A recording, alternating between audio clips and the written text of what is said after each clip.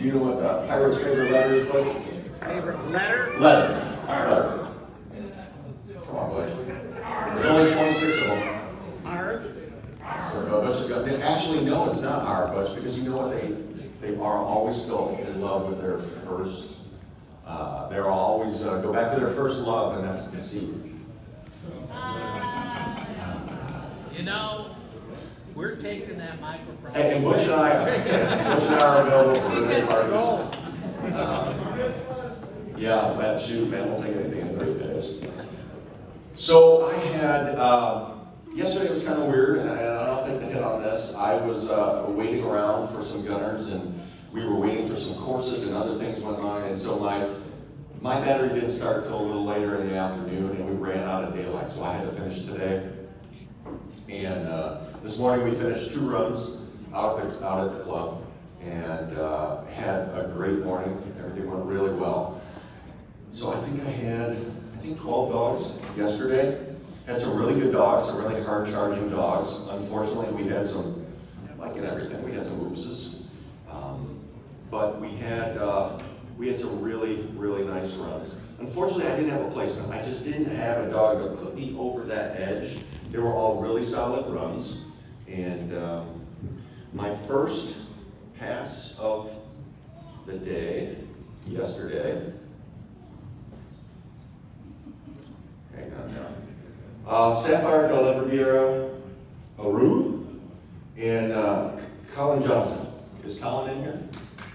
Oh, Colin, come on up. Sorry, man. Colin ran a 2-year-old tricolor. We had a really, we were searching for a bird. We were working hard. I'm trying to put the dog on a bird where we think, and we finally went way in the back, down by the lake. Todd, what, that big 3-acre lake you got in the back down there? Beaver Pond. We actually went down there, and as we're coming up, the dog actually put up a pheasant. Stopped the flush. It was a beautiful, entire sequence was really nice, and the dog handled it absolutely perfectly. So Colin has a pass on this. So thank you very much. It was enjoyable. Being a judge isn't easy. Ask anybody. I'm out there sweating because I'm hoping to put these dogs on birds. I don't want to fail dogs. That's the last thing I want to do. I want to see these dogs succeed. I'm always trying to put them on birds. And so they handle it successfully. These pages are sticking, so if I do miss someone. So the next one was, I got a sheet here and he's going for his can equivalent. So okay, when you see a can equivalent, I'm like, okay, that dog, probably is a younger dog that hasn't had a whole lot of experience. But I was really impressed with this dog. It's Robert here. I had the Nature Boy de Casson and Pig. He's not here. So he called him Pig, and I had to chuckle because he is a big boy, man. He charges right through those briars like they're not even there. It's a really good dog. And he was steady to flush on 2 cubbies, and we did a good job. He did a great job on his retrieve. So he ended up with his can, and he also received a pass in our gun dog level. Jake, come on up, Jake. You had Libby. Are you still okay? So Jake, Libby's been around for a while. She's an 8-year-old dog. When you found birds, you found birds, and so it was kind of like one of those overwhelming things that you're really stressed out about. And I was trying to make sure Libby got on birds, and you just want a few birds, but you don't want all the birds. And I knew it was later in the evening, and these birds are probably moving in the feed. They're going to eat, and then they're going to fly in and covey up. And so I'm like, all right, Jake, let's go back towards hunt camp.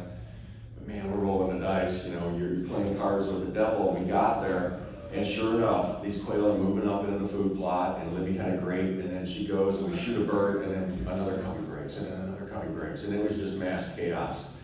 And,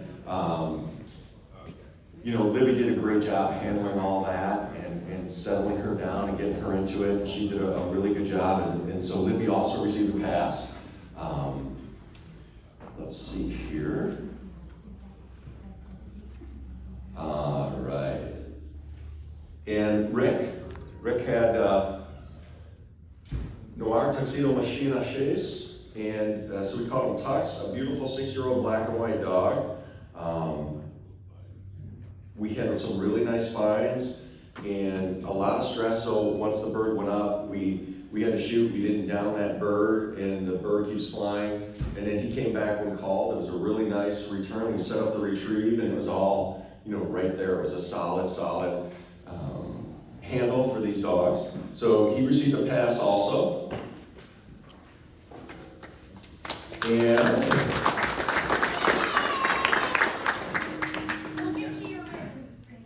so I don't know if we have ribbons or not, Rick, but I'll shake your hand. Don't be jealous. Go ahead, shake. I'm taller than you. I know.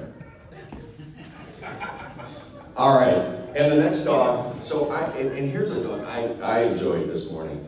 So I tell people, like you every now and then, these are 1 in 50, 1 in 100 dogs that work time and space for you.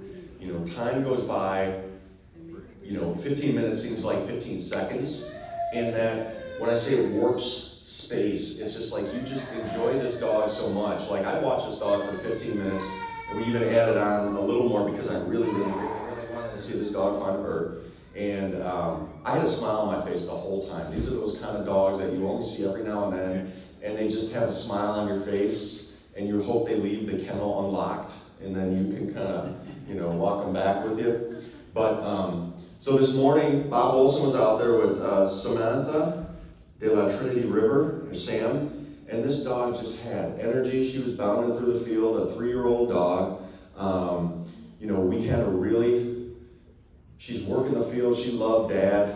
I knew, where's Bob at? Bob, I knew that if I even did sneak her out of your kennel, she still would find her way back to Indiana somehow.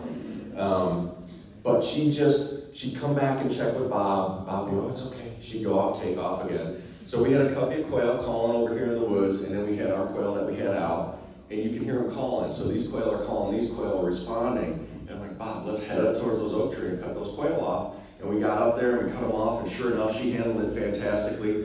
The gunner had an oak tree between him and the bird, could not shoot that bird. I'm like, Bob, shoot, shoot, shoot. And he shot, and she followed that bird. Bob called her back. It was a perfect, call back, especially on a young dog that is really working so hard, and she's all geeked up. She came back. It was really, really nice. And then we set up that retrieve, and she did a great job on it. So I had another pass for Bob and Sam, and I'm really looking forward to seeing everybody else tomorrow. But unfortunately, I just didn't have anything that put me over into that placement side. So, the dogs are just right there.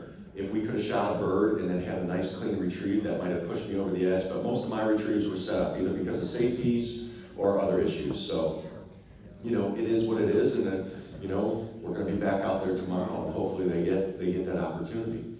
But I think I talked to you all in the field, and if you have any questions, pull me aside. But those are all my passes. I did not have anything higher than that. So appreciate it. Thanks. See you guys tomorrow.